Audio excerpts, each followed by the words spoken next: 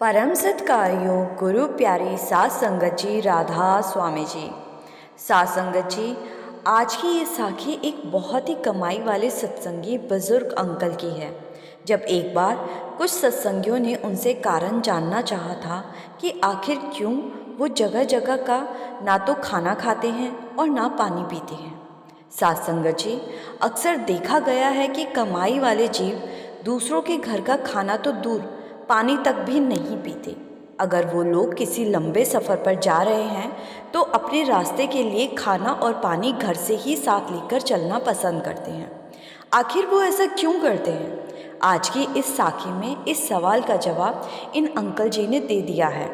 Uncle जी इतनी कमाई वाले थे कि संगत जब भी इनसे मिलती तो इनके पैरों में पड़ जाती, लेकिन ये हमेशा संगत को ऐसा करने से मना किया करते थे, क्योंकि ये संगत को एक ही बात समझाते थे कि जो मेरे अंदर है वही आप सभी के भी अंदर है। मैं भी आप जैसा एक आम इंसान हूँ। अंकल जी इतनी कमाई वाले थे कि पूरा पूरा दिन अपने कमरे को बंद करके भजन सिमरन किया करते थे। उनके घर के लोग जब उनके कमरे में उनका भोजन रखते तो कई घंटे गुजर जाने के बाद जब घर वाले देखते तो भोजन की थाली वैसे ही पड़ी रहती। एक निवाला भी कम नहीं होता, क्योंकि अंकल जी को भजन सिमरन से ही वो ताकत मिल जाती थी जिसके लिए हमारे आपके जैसे लोग खाना खाते हैं। ऐसे कमाई वाले लोग अक्सर बहुत कम खाते हैं और बहुत कम ही बोलते हैं। कभी कभी अपनी मौज में हो तो संगत से मालिक की बातें कर लेते हैं और संगत के अंदर उठ रहे सवालों के जवाब दे देते हैं। अक्सर अंकल जी के घर संगत का आना जाना लगा रहता था। सब अपने अपने मन में उठ रही उलझन को सुलझाने के लिए अंकल जी से सवाल किया करते थे, लेकिन कुछ लोग अपनी दुनियावी तकलीफ़ों का भी हल अंकल जी से पूछने लगते थे और ये सब अंकल जी को बिल्कुल पसंद नहीं था, क्योंकि कमाई वाले जीवों को तो सिर्फ मालिक की चर्चा करना ही अच्छा लगता है। तो जो लोग रूहानियत के बारे में बात करते तो अंकल जी उनके प्रश्नों का बड़े प्रेम से उत्तर दे दिया करते, लेकिन अगर कोई धन दौलत कारोबार इत्यादि के बारे में सवाल करता तो अंकल जी उन्हें टाल दिया करते। अंकल जी को दुनियावी चीज़ों में और बातों में ज़रा भी दिलचस्पी नहीं थी। तो ऐसे ही एक बार एक कुछ सत्संगी अंकल जी के घर पर आए और उस समय अंकल जी अपने कमरे में भजन सिमरन कर रहे थे। तो सत्संगी लोग बाहर बैठकर अंकल जी का इंतज़ार करने लगे।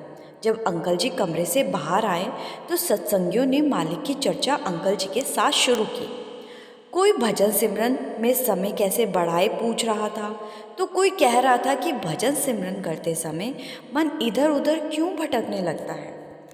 फिर एक सत्संगी ने जब अंकल जी से पूछा कि बाबा, आप कभी किसी के घर का पानी या खाना क्यों नहीं ग्रहण करते, तो ये सवाल सुनकर बाकी सत्संगियों में भी जवाब सुनने की उत्सुकता जागी।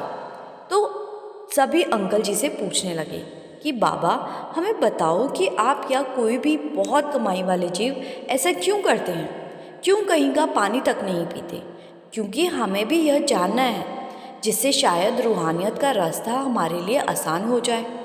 तो अंकल जी ने उस समय सत्संगी के इस प्रश्न का उत्तर दिया कि कमाई वाले जीव आखिर ऐसा क्यों करते हैं। अंकल जी ने उन्हें बताया कि धरती पर जितने जीव हैं सब अपने अपने कर्म भोग रहे हैं। सबके अपने अपने कर्म हैं जिनका हिसाब किताब किया जा रहा है, लेकिन जो नाम की कमाई करते हैं, भजन सिमरन करते हैं और मालिक के प्यारे होते हैं, उनके अब कोई कर्म नहीं रह जाते, क्योंकि भजन सिमरन करके ऐसे जीवों के कर्म खत्म हो जाते हैं। और जब ऐसा हो जाता है तो जीव को बड़े ध्यान से कदम उठाने पड़ते हैं, क्योंकि ऐसा कोई भी गलत कदम जीव को फिर से कर्मों के जाल में फंसा देता है। आगे अंकल जी ने बताया कि जब हमें नामदान मिल जाता है तो उस दिन से ही हमें सोच समझकर चलना चाहिए। हमें एक बात का ख्याल रखना होगा कि हमें जगह जगह से खाना पीना बंद करना होगा। गुरु घर के लंगर और अपने घर के भोजन के अलावा सब त्यागना होगा। ऐसा नहीं करना कि कहीं भी गए और कुछ भी खा लिया या पी लिया। आगे अंकल जी ने बताया कि मैं ऐसा इसीलिए कह रहा हूँ क्योंकि खाने का और पीने का सीधा असर हमारे मन पर पड़ता है। इसलिए जो नाम की कमाई करते हैं वह सोच समझ कर खाते हैं, सोच समझ कर पीते हैं। ऐसा इसीलिए है क्योंकि अगर वो जगह जगह का खाना पानी पीने लगेंगे तो उनके भजन सिमरन में रुकावट पैदा होने लगती है। किसी दूसरे के घर जब हम जाते हैं तो जब वो लोग हमें खाना या पानी देते हैं तो हमें नहीं पता होता कि उनकी क्या भावना है और वो रोटी हक हलाल की कमाई से खरीदी गई है या नहीं। और फिर किसी के घर का खाना खाकर हम दोबारा से हिसाब किताब में पड़ जाते हैं। कहते हैं किसी के खेत का एक तिनका भी अगर गलती से हमारे खेत में आ जाए तो उसका भी हिसाब देना पड़ता है। तो इसीलिए कमाई वाले जीव इन सब से खुद को बचाकर चलते हैं। आगे अंकल जी ने कहा कि मैं किसी पर उंगली नहीं उठा रहा, लेकिन रूहानियत के रास्ते पर बड़ा संभल कर ही चलना पड़ता है। मैंने देखा है कि संगत अक्सर रास्ते में रुककर किसी भी रेस्टोरेंट में या होटल में रुककर खाना खाने लगती है। हमें नहीं पता होता कि उस बर्तन में हमेशा से वेज ही पकाया गया हो। अगर हम ऐसी जगह खाना खा लेंगे तो फिर हमारा मन भजन सिमरन के समय विचलित हो जाता है और हमारी सूरत ऊपर नहीं चढ़ पाती।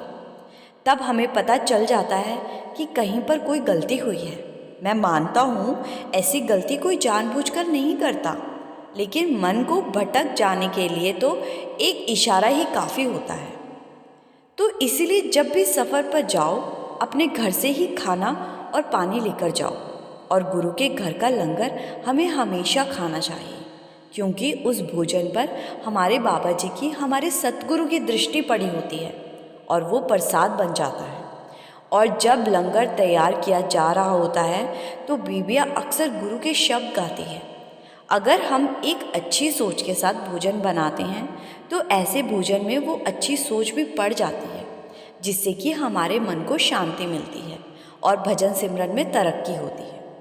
इसीलिए जब नामदान की बख्शिश हो जाए तो हमें सिर्फ अपने असल मकसद की ओर ही आगे बढ़ना है।